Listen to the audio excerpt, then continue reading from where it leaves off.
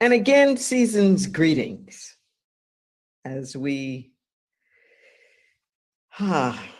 approach Christmas in a few days, and this is winter solstice. Kwanzaa's around the corner. So many things being celebrated. Our topic today is saying yes to our divinity. Saying yes to our divinity. What do I mean when I say our divinity? What I mean is that there's so much more to you than what meets the eye. There is a greatness, a grandeur about you. And that, in fact, none of us really know the extent of who we are. Whatever it is that we think that we know, it's just the little bit of the tip of the iceberg. And too many of us are busy identifying and naming ourselves as strictly the circumstances and the conditions that have happened to us. Or we see ourselves through various kinds of identities, socio-demographic profiles, or affiliations, relationships, things that we've done or that we've been associated with.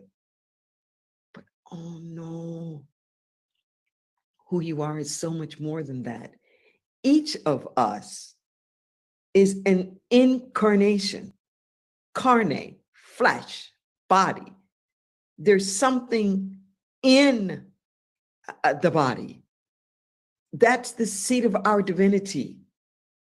We come from one spiritual source, one life, one power, one presence. And it is expressing itself in and through and as each and every one of us. We're not just human beings with some extra part about us, like a soul.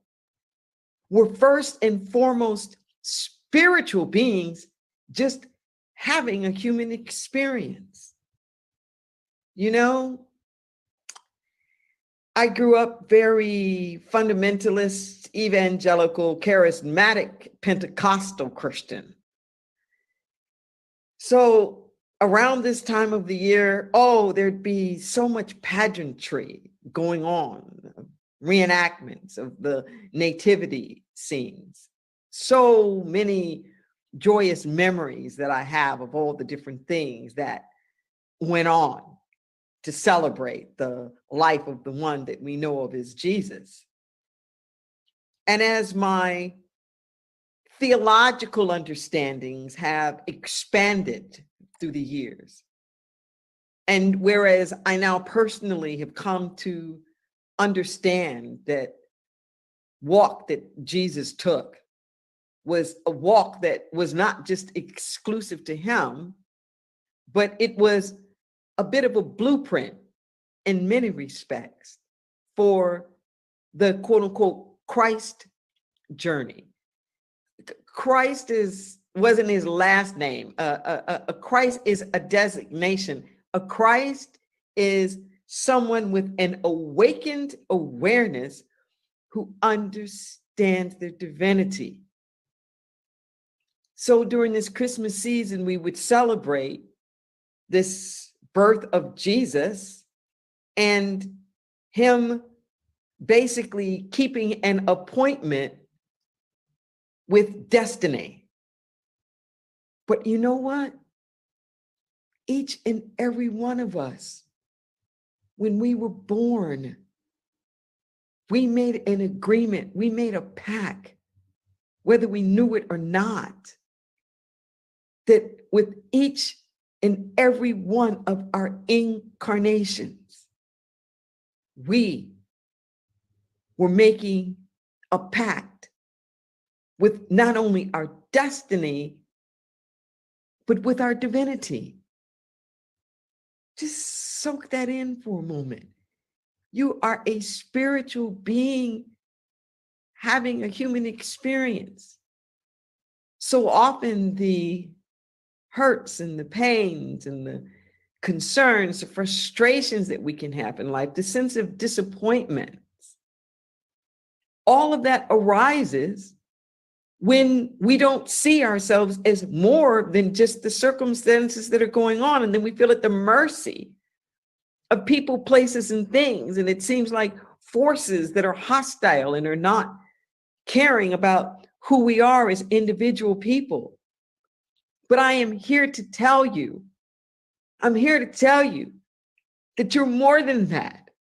And as you say yes to that, as you say yes to even the possibility, which for some of us just might have seemed too much to even believe, but if there's any part of you that's willing to just acknowledge and accept the fact that you're a spiritual being, when you have that as a core identity, then you start to tap into powers that you didn't know that you had.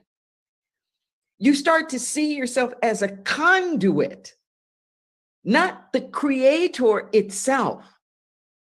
You don't even see yourself as, say, for example, creating music. You see yourself as a conduit of music, that the music is coming through you. When you're loving, you're not even claiming this is like my love. You know that you are tapped into the heart of the divine, that you are tapped into love, and that when you love, you are loving with the heart of God. When you're thinking with the mind of God. When you're creating with the creative energy of the divine. Let that sink in for a moment. Too often we objectify our spirituality. We make it something out there, something that we're looking for, something that we're chasing after. But what you're looking for, you're looking with. You are it. So just imagine for a moment, what if you had a different narrative? What if you didn't have the narrative about all that was wrong with you, but you had a narrative of everything that was right with you? What if that were your narrative? What if your inner talk, your monkey mind that kept repeating itself over and over again, wasn't about the doom and the gloom, but was an affirmation of who you are? What if your self-talk was a constant reminder that you and each and every one of us is a son and a daughter of the Most High? Life wants you. Life wants to express itself in, through, and as you. There's nothing out there. There's nothing in the God universe that wants to hurt you or that wants to harm you. The divine is most pleased when there are more places and spaces through which it can shine, and uniquely as you. So no matter what you think are your flaws, or no matter what it is that you're ashamed of, or whatever it is that you're trying to hide, the divine is saying, turn it over to me. Turn it over to me. I want to use it.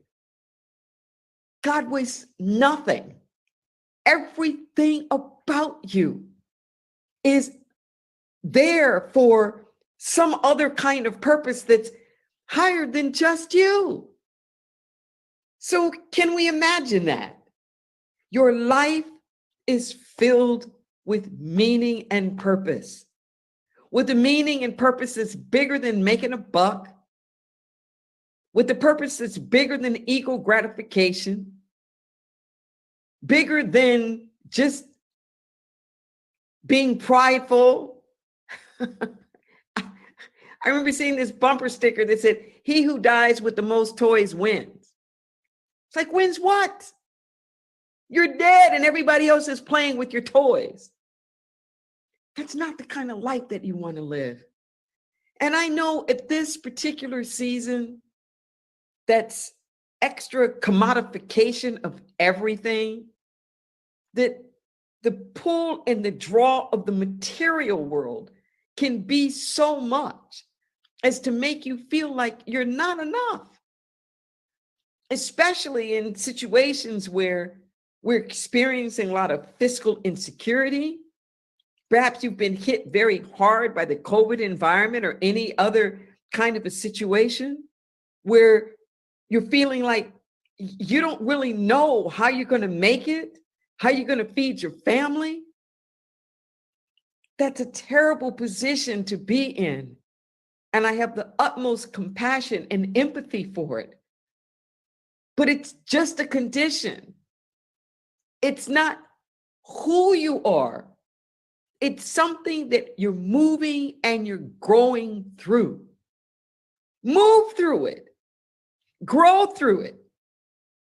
Reminds me of a story that my mentor and colleague friend, Reverend Dr. Michael Bernard Bethwick, told years ago. And he said this guy is calling him up and saying, Reverend Michael, I'm going through hell. And Reverend Michael says, well, just keep on going, brother. Just keep right on going through hell. Don't set up camp now. And I say that to you. If you're going through something, just go on through it.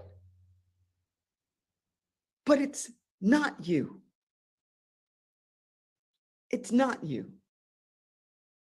It's the human tendency for so many of us to come up with all the reasons why it shouldn't be me. I don't have an education. I'm too old. I'm too young. I'm fat. I'm poor. I'm divorced. I'm whatever, unemployed. I'm sick. The ego mind can come up with endless numbers of reasons why not to accept its divinity. And our charge is to break through that. It's to override it. Don't let it give the last word. I'm not saying for you to be all Pollyannish, but what I'm saying is don't let it have the last word. There's the and. Okay. I had a bankruptcy and I'm still here. Well, yeah, that relationship I was in didn't end all that nicely. And I'm still here and there's still love. Well, I lost my house in the fire and you're still here. That's what I want you to celebrate this season, that you're still here. And when I say God, don't get stuck on God. You can call it anything. I don't care what you call it. Something. Everybody believes in something. That something knows who you are. That something loves you. That something guides you, protects you, leads you, keeps watch with you, uplifts you, encourages you, embraces you. Just let that sink in for a moment. It embraces you. So why don't we embrace it?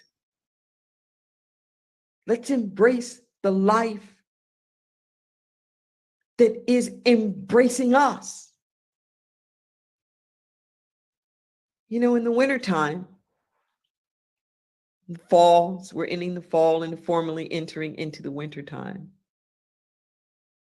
There can appear to be a lot of loss. Even if you just look outside and see the leaves falling off the tree. More people slough off the body temple, the mortal coil, during these times of the winter. It's a natural phenomenon. Maybe you're mourning.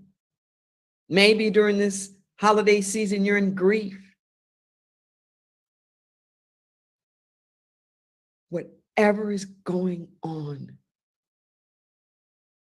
you are more than that. Who you are is powerful. Who you are is limitless. Who you are is capable, because you've been given the spirit of power, the Greek dunamis, pure capacity to do. You've been given the spirit of love,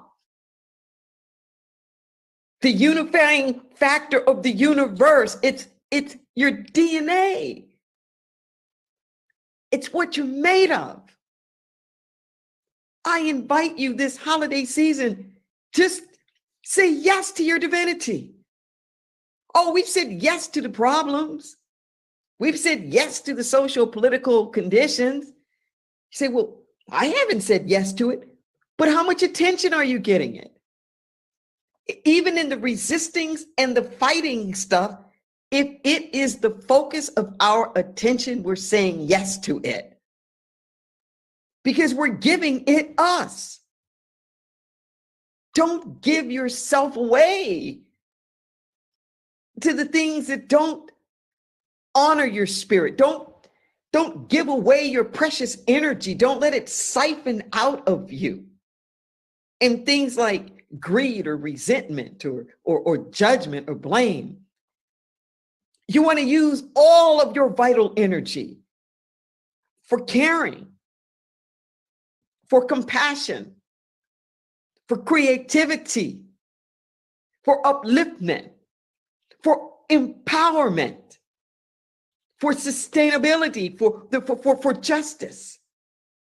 You want to use all of your energy to be a portal for divine right action.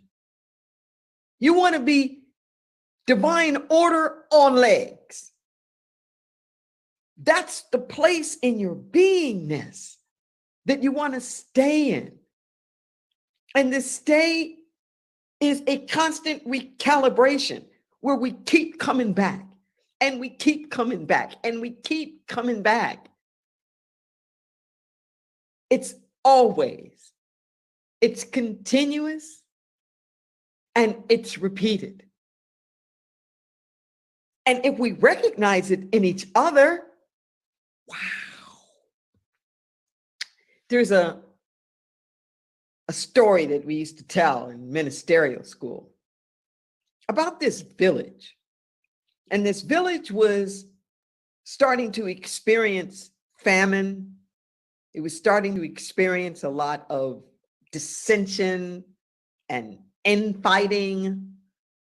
They weren't being nice and kind to one another.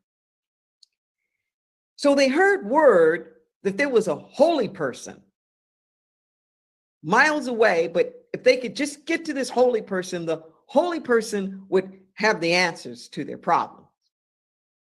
So they go out on the trek and they finally reach the holy person.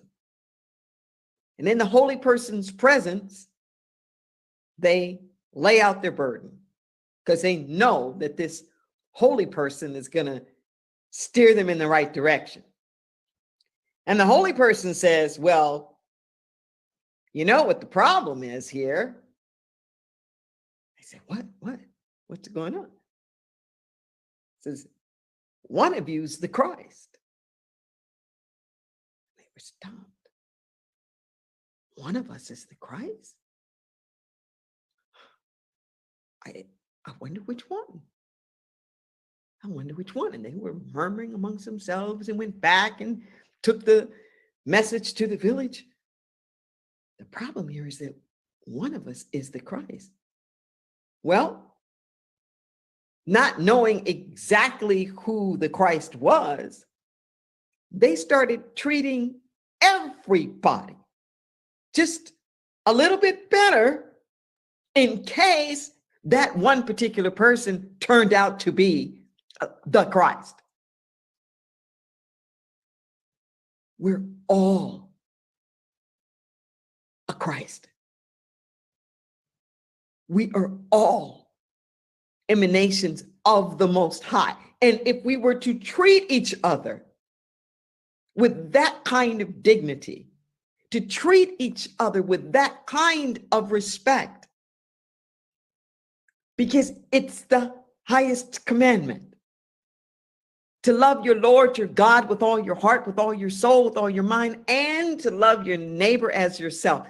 That's an embrace. That's not just a behavior. To love your neighbor as yourself sets a new relationship where you see them differently. And when we're able to see things differently, then we can act accordingly. That definition in the 12-step program, that insanity is doing the same thing over and over again and expecting a different result. We're doing that in our lives all the time.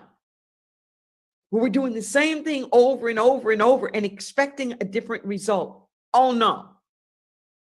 No, now is the time. Now is the time to shift. Now is the time to recalibrate. Now is the time to go up just a little bit higher. Oh, it's so exciting. I want you to just breathe this in. Breathe it in. Say yes. Say yes. Live the sacred, most sacred yes.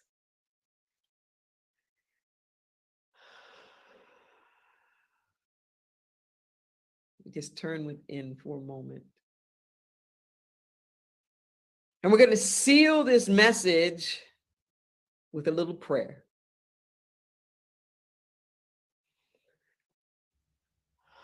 As we're turning within in this moment, we yield. We surrender not our will, but thine be done. Not our will, but thine be done. In this moment right now, we're calling forth all good manner of things. We're knowing within our heart of hearts and cooperating with divine order and right action. Right where we are, there's a fullness. Right where we are, there's a goodness.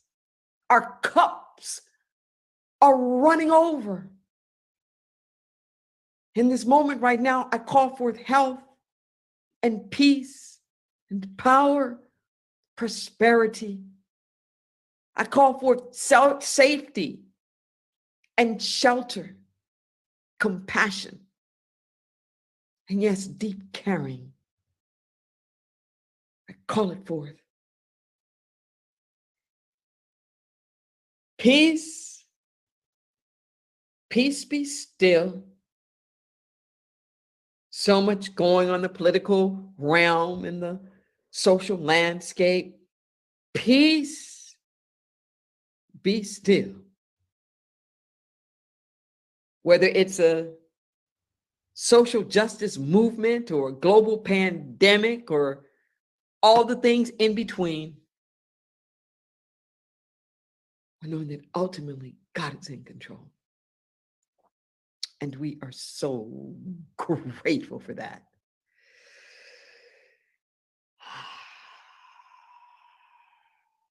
Life is good. Life is really, really good. We just get out of the way. We allow it to be. And so it is. So it is, so it is, so it is. Amen. Ashe Shalom.